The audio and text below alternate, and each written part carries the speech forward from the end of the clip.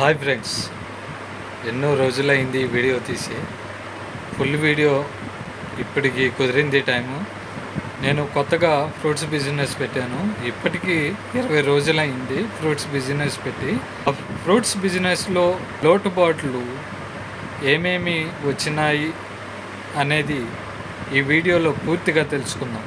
నమస్తే అండి. తిండి తినకపోయినా ఉంటారేమో, కానీ ఈ రోజుల్లో ఆరోగ్యం కోసం ప్రతి ఒక్కరూ పండ్లు ఖచ్చితంగా కొంటున్నారు.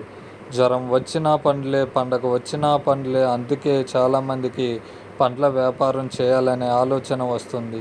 తక్కువ పెట్టుబడితో రోజు చేతికి క్యాష్ ఇచ్చే బిజినెస్ ఇది. వినడానికి చాలా ఈజీగా అనిపిస్తుంది కదా, కానీ మిగతా బిజినెస్లతో పోలిస్తే పండ్ల వ్యాపారంలో ఉండే రిస్క్, లోటుపాట్లు చాలా వేరు. ఈరోజు వాటి గురించి ప్రాక్టికల్గా మాట్లాడుకుందాం. అతిపెద్ద లోటు ఏమిటంటే టైం మేనేజ్మెంట్. కిరాణా సామాన్లు అయితే 6 నెలలైనా పాడవు, కానీ పండ్లు అలా కాదు. ఈరోజు తెచ్చిన పండు రేపటికల్లా అమ్మకపోతే కుళ్ళిపోవడం మొదలవుతుంది. సరుకు ఎప్పుడు తేవాలి, ఎంత త్వరగా అమ్మాలి అనే ప్లానింగ్ లేకపోతే లాభాల మాట పక్కన పెడితే సరుకంతా చెత్తబుట్టలోకి వెళ్ళిపోతుంది. తెల్లవారుజామున 4 గంటలకే హోల్సేల్ మార్కెట్లకి వెళ్ళాలి. అక్కడ రేట్లు ప్రతి గంటకు మారిపోతూ ఉంటాయి. ఈ సీజన్లో ఏ పండు ఎక్కడ తక్కువ రేటుకు దొరుకుతుందో రీసెర్చ్ చేయాలి. తక్కువ ధరకు నాణ్యమైన సరుకు కొట్టేయడమే ఇందులో పెద్ద మెలకువ. పండ్ల బిజినెస్లో లాభం ఎక్కడ దాగుందో తెలుసా? వేస్టేజ్ తగ్గించడంలో. ఉదాహరణకు 100 కేజీల అరటిపండ్లు తెస్తే అందులో 10 కేజీలు పాడైపోతాయని ముందే ఊహించాలి.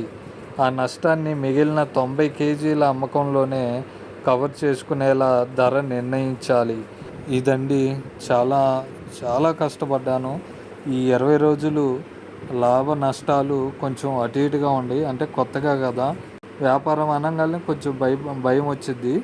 తర్వాత ఆటోమేటిక్గా మనసు ప్రశాంతత చాలా బాగుంటుంది.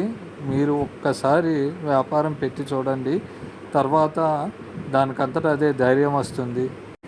ఈరోజు మామిడికాయలు బంగినపల్లి 3 ట్రేలు, రసాలు 4 ట్రేలు తీసుకున్నాను. ద్రాక్షాలు 2 బాక్సులు తీసుకున్నాను. పుచ్చకాయ ఒక ట్రే, ఒక 20 కాయలు తీసుకున్నాను.